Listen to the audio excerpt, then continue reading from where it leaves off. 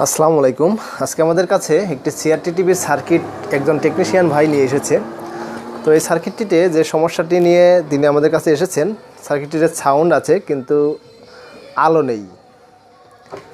তো আলো না হওয়ার পেছনে যে কারণগুলো থাকে, যেমন ফ্লাইব্যাক, আউটপুট, এই যে ডাইভার ট্রান্সফরমার, আইসি, তো তিনি অনেক কিছুই চেক করেছেন, কিন্তু আসলে রোগটি কোথায় থেকে হচ্ছে ধরতে পারেনি। আসলে সমস্যাটি হচ্ছে এই যে ফ্লাইব্যাকটি অন হচ্ছে না। আর ফ্লাইব্যাকটি অন হওয়ার পেছনে যে কারণগুলো আছে, যেটা হচ্ছে প্রথমে আমাদেরকে যে সিস্টেম জঙ্গল আইসিটি অন হতে হবে, এবং সিস্টেম জঙ্গল আইসি অন হওয়ার পরে যে এখানে একটি 2383 ট্রানজিস্টর আছে, সেই ট্রানজিস্টরটি একটি সিগন্যাল আসবে এই আইসি থেকে। সিগন্যাল আসার পরে কিন্তু এই ডাইভার ট্রান্সফরমারটিতে আমাদের ভোল্টেজ অসিলেশন ভোল্টেজ তৈরি হবে। সেই অসিলেশন ভোল্টেজটি কিন্তু চলে যাবে এই যে এখানে যে আউটপুট আছে সেই আউটপুটে।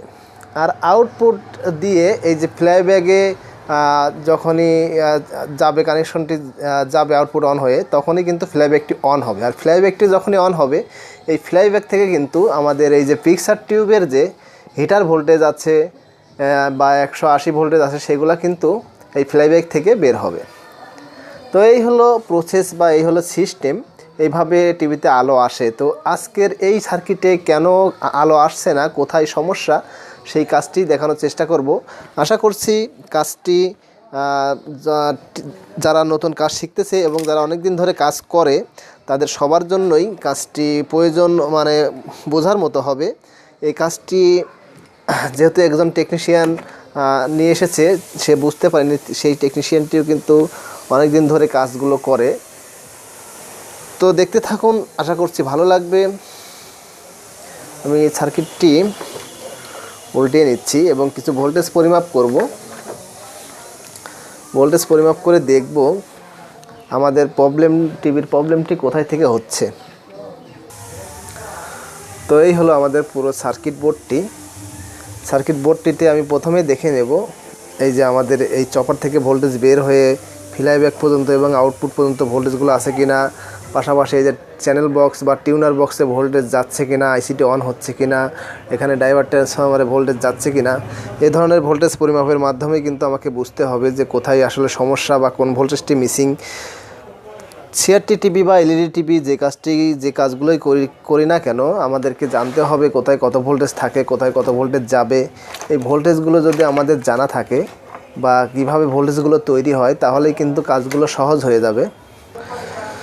ভোল্টেজ পরিমাপ করার জন্য আমি একটি ডিজিটাল মিটার নিয়েছি এবং ডিসি ভোল্টেজ সিলেক্ট করা আছে, এবং মিটারের নেগেটিভ লাইনটি আমি দিয়ে দিচ্ছি আমার এই যে পিকচার টিউবের যে বডি কানেকশনটি আছে সেখানে দিয়ে দিলাম,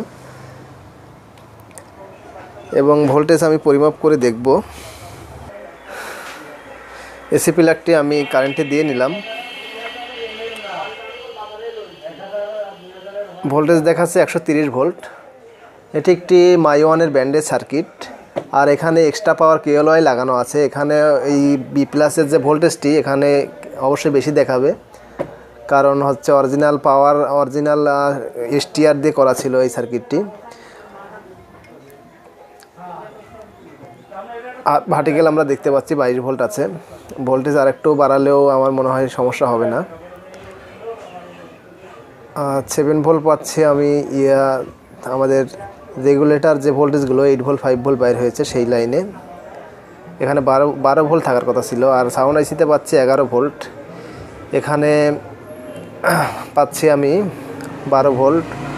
সাউন্ড আইসিতে পাচ্ছি 12 ভোল্ট, এখানে থাকবে 14 ভোল্টের মতো।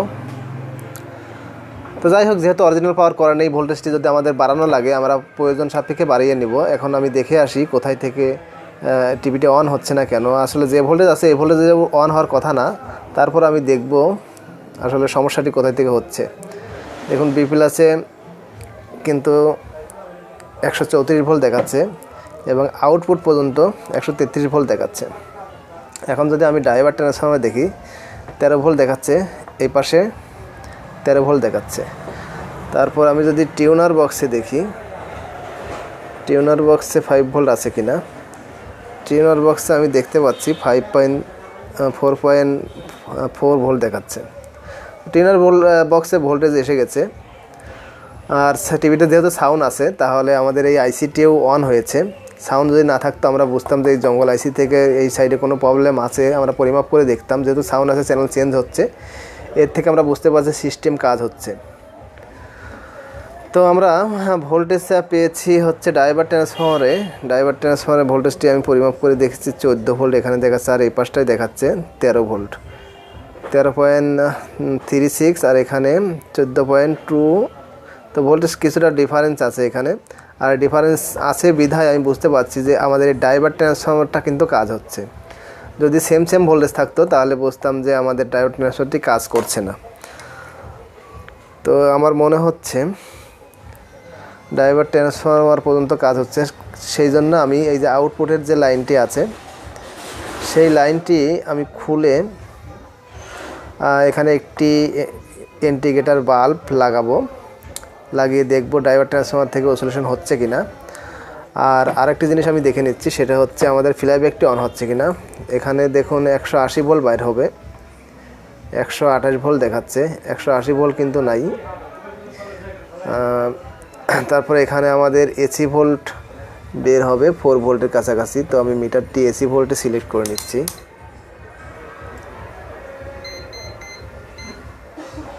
মিটারটি আমি এসি ভোল্ট, এখানে না, এখানে এসি ভোল্ট আমি সিলেক্ট করে নিলাম। এসি ভোল্ট কিন্তু 0.3 ভোল্ট দেখাচ্ছে, এসি ভোল্ট দেখাচ্ছে না। তো এর থেকে আমি বুঝতে পারছি আমাদের ফ্লাইব্যাকটি অন হচ্ছে না। এসি প্লাগটি আমি টিভি থেকে খুলে নিলাম। তো আমি এখান থেকে আউটপুটটি খুলে নিচ্ছি।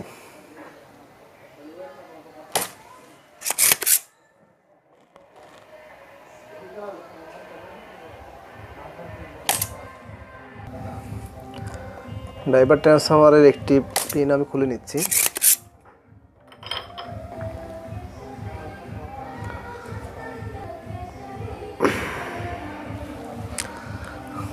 পিনগুলো ফাঁকা করার পরে এখানে আমি পজিটিভ পিনটি লাগিয়ে নেব, এবার এখানে নেগেটিভ।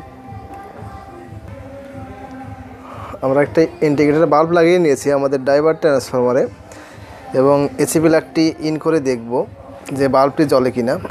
বাল্বটি যদি জ্বলে তাহলে বুঝবো যে আমাদের এই ড্রাইভার ট্রান্সফরমার পর্যন্ত ওকে আছে। আমরা দেখতে পাচ্ছি এই যে বাল্বটি জ্বলছে না। ভোল্টেজ যদি দেখি, বাল্বটি জ্বলে গেছে দেখতেছি। এখন আবার বাল্বটি কিছুক্ষণ পরে জ্বললো। বাল্বটি জ্বলেছিল, বাল্বটি কিন্তু আবার নিভে গেছে।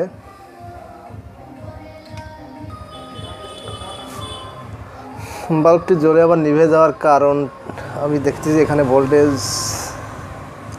আছে, আর আউটপুটের বি প্লাস থেকে যে ভোল্টেজ 180 ভোল্টেজ।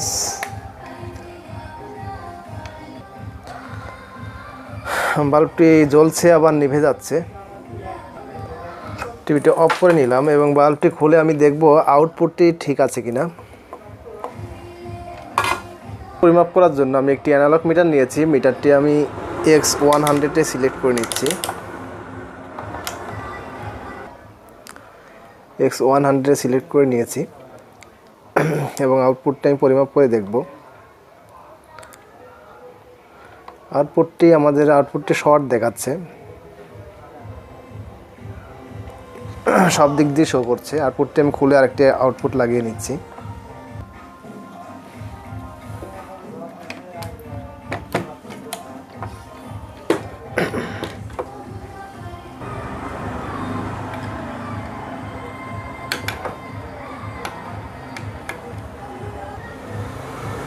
আমাদের আউটপুটটি ছিল 1555, আমি লাগিয়ে নিচ্ছি 1803।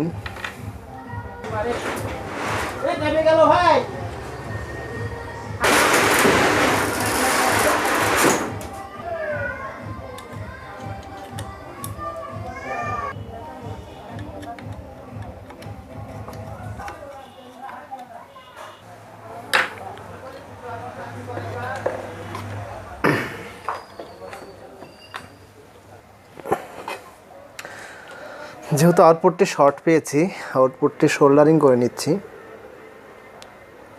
সেই সাথে ডাইভার ট্রান্সফর্মার যে পিনটি খুলেছিলাম। আউটপুটটি সোল্ডারিং করে নিয়েছি, আউটপুটটি লাগিয়ে নিয়েছি এবং আমি টিভির এসি প্লাগটি কারেন্টে দিয়ে দিচ্ছি। আর আমাদের এই যে অ্যানালগ মিটারটি, এটি আমি ভোল্টেজ মাপার জন্য আর 250 ভোল্টে সিলেক্ট করে নিলাম। তো আমি এখন ভোল্টেজটি পরিমাপ করে নিচ্ছি। বি প্লাসে আমি দেখতে পাচ্ছি 127 ভোল্ট দেখাচ্ছে এবং আমার আউটপুটের যে কালেক্টরের ভোল্টেজটি এখানে 127 ভোল্ট দেখাচ্ছে। আমরা অ্যানালগ মিটার দিয়ে যদি পরিমাপ করি তাহলে এখানে কিন্তু ভোল্টেজটি অবশ্যই বেড়ে যাবে, কিন্তু এখানে বি প্লাস আর এখানে সেম ভোল্ট দেখাচ্ছে, কাজেই আমাদের টিভিটি কিন্তু এখনও অসিলেশন অন হয়নি। এখানে আরও একটি ভোল্টেজ, এখানে এটা নেগেটিভ ভোল্টেজে পজিটিভ দেখাচ্ছে। একটু ভালো করে খেয়াল করুন, আমি হয়তোবা রোগটি পেয়ে গিয়েছি অলরেডি। এটা কিন্তু নেগেটিভ, দেখুন এই যে ডাইভার ট্রান্সফর্মার নেগেটিভ আর আউটপুটেরও নেগেটিভ। এখানে কিন্তু ভোল্টেজ দেখাচ্ছে, এখানে কিন্তু ভোল্টেজ দেখানোর কথা না। তো বি প্লাসে যে ভোল্টেজ, আউটপুটে কালেক্টরের সেই ভোল্টেজ এবং নেগেটিভে একই ভোল্টেজ। এই যে এখানে যে নেগেটিভে ভোল্টেজ দেখাচ্ছে, এখানে এটা আসলে কিন্তু এটা নেগেটিভ হবে।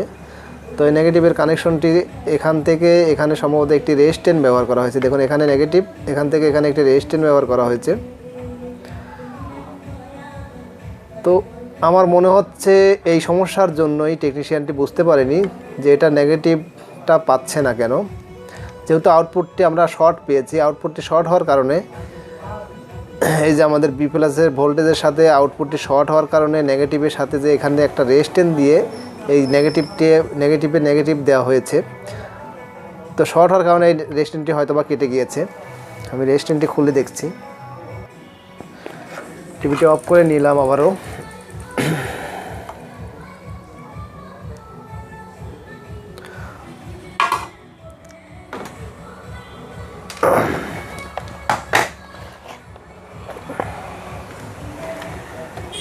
একটু দেখে নেই এখানে কত নাম্বারের রেজিস্ট্যান্সটি আছে।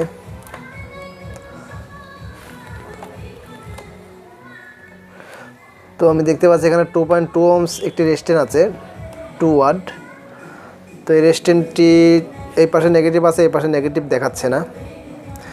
সব টিভিতে আবার এরকম থাকে না, কিছু কিছু টিভিতে আপনার একদম জাম্পার দেওয়া থাকে বা আটকানো থাকে, নেগেটিভের সাথে ফিক্স করা থাকে। তো যে সমস্ত টিভিতে এরকম রেজিস্ট্যান্স দিয়ে নেগেটিভ করা থাকে সেই সমস্ত টিভিগুলো কিন্তু আউটপুট যদি শর্ট হয় তাহলে কিন্তু এই রেজিস্ট্যান্সটি নষ্ট হয়ে যাবে বা কেটে যাবে। তো এক্ষেত্রে আমি একটি রেজিস্ট্যান্স এখানে সোল্ডারিং করে নিচ্ছি। এই যে একটি 2.2 ohms রেজিস্ট্যান্স আমি লাগিয়ে নিয়েছি এখানে।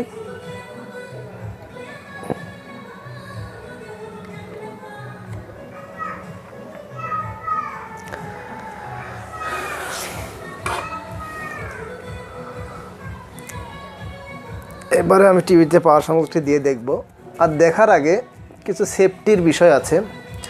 যেহেতু আউটপুট কেটে যাওয়ার পর নেগেটিভের রেজিস্ট্যান্সটি নষ্ট হয়েছে, আর সেফটিগুলো হচ্ছে আমাদের এই যে বুস্টার ক্যাপাসিটারগুলো ঠিক আছে কিনা বা বি প্লাসের ভোল্টেজগুলো অ্যাকুরেট আছে কিনা, এগুলো অবশ্যই খুব সুন্দর করে ভালোভাবে দেখে নিতে হবে।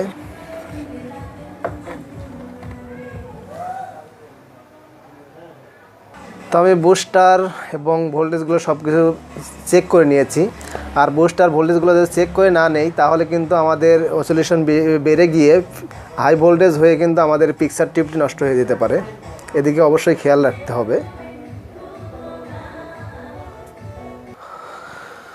যেহেতু সব কিছু চেক দিয়ে নিয়েছি, টিভি প্লাগটি আমি এসি প্লাগে দিয়ে নিলাম, কারেন্টের ভোল্টেজটি দিয়ে নিলাম এবং আমি এবারে নেগেটিভে দেখব। নেগেটিভে কোনো ভোল্টেজ নেই।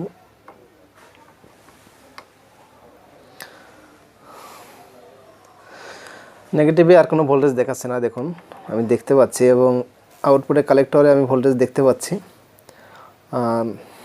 125 ভোল্ট, এবং বি প্লাসে যদি আমি ভোল্টেজ দেখতে পাচ্ছি, দেখুন লোডে পরে 100 ভোল্ট হয়ে গিয়েছে। কিছুক্ষণ আগেও কিন্তু 127 ভোল্ট ছিল বি প্লাসে। যখনই ফ্লাইব্যাকটি অন হয়েছে এবং আমাদের কাজটি সম্পূর্ণ হয়েছে তখনই কিন্তু এই যে এখানে দেখুন ভোল্টেজটি অসিলেশন হওয়ার কারণে ভোল্টেজটি বেশি দেখাচ্ছে 125 ভোল্টের কাছাকাছি, 124 ভোল্ট। আর এখানে বি প্লাসে দেখুন 100 ভোল্ট হয়ে গেছে। আর এই 124 ভোল্ট এটা শুধুমাত্র এই মিটারেই, এই যে আমাদের এই অ্যানালগ মিটারেই কম দামি যে 250 টাকা দামের মিটার বা 300 টাকা দামের মিটার এটাতেই দেখা যাবে। বেশি দামি মিটারে কিন্তু এইভাবে বোঝা যায় না। দেখুন এখানে বেশি ভোল্ট আছে, বি প্লাসে 100 ভোল্ট আছে। এবং টিভিতে যদি আমি দেখি, টিভিতে অলরেডি আলো চলে এসেছে, আমি দেখতে পাচ্ছি। দেখুন টিভিতে অলরেডি কিন্তু আলো চলে এসেছে। তো এই ছিল আজকের আমাদের কাজ। এই যে নেগেটিভের এই রেজিস্ট্যান্সটি নষ্ট হয়েছিল, সেই টেকনিশিয়ান ভাইটি কিন্তু বুঝতেই পারেনি যে এখানে নেগেটিভটি পাচ্ছে না।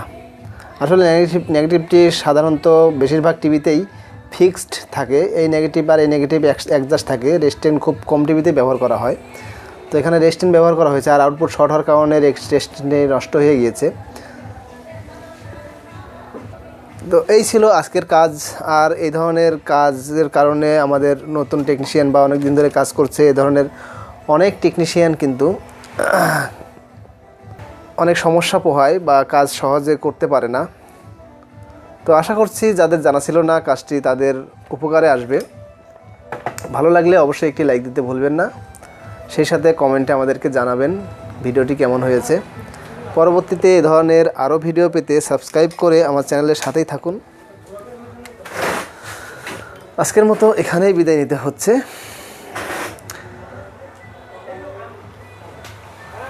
আর বিদায় নেওয়ার আগে বলছি, এই টিভিতে আরও একটি সমস্যা আছে। আমি ডিশ লাইনটি লাগিয়ে দেখেছি, ডিশ লাইন কিন্তু চ্যানেল ধরছে না। আসলে একটি টিভিতে একটি রোগ নিয়ে খুব কম সময়ে আমাদের কাছে একটি টিভি আসে। একটি টিভিতে একটি রোগ ঠিক করার পর আমরা দেখতে পাই যে আরও অন্য রোগ আছে বা অন্য সমস্যা আছে। তো পরবর্তী সমস্যা, যেহেতু ডিশ লাইনের ছবি আসছে না, এই টিভিতে পরের কাজটাও খুবই গুরুত্বপূর্ণ হবে। কারণ এই ছবি আসে না কেন, এই বিষয়ে আমি দেখেছি অনেক অভিজ্ঞ টেকনিশিয়ানও হার মেনে যায় যে এটি কিন্তু একটি ডাটা চ্যানেল বক্স। দেখুন চায়না সার্কিটের কিন্তু ডাটা চ্যানেল বক্স, এবং এইটি যে আইসিটি, সেই আইসিটি কিন্তু আমাদের নর্মাল যেসব চায়না টিভিতে যেসব আইসি থাকে সেই রকম একটি আইসি। তো এখানে একটি খুবই গুরুত্বপূর্ণ কাজ আছে। তো আমি পরের ভিডিওতে আপনাদেরকে বোঝানোর চেষ্টা করছি। পরবর্তী ভিডিওগুলো দেখার জন্য সাবস্ক্রাইব করে আমার চ্যানেলের সাথে থাকুন। আজকের মতো এখানেই বিদায় নিচ্ছি। আল্লাহ হাফেজ।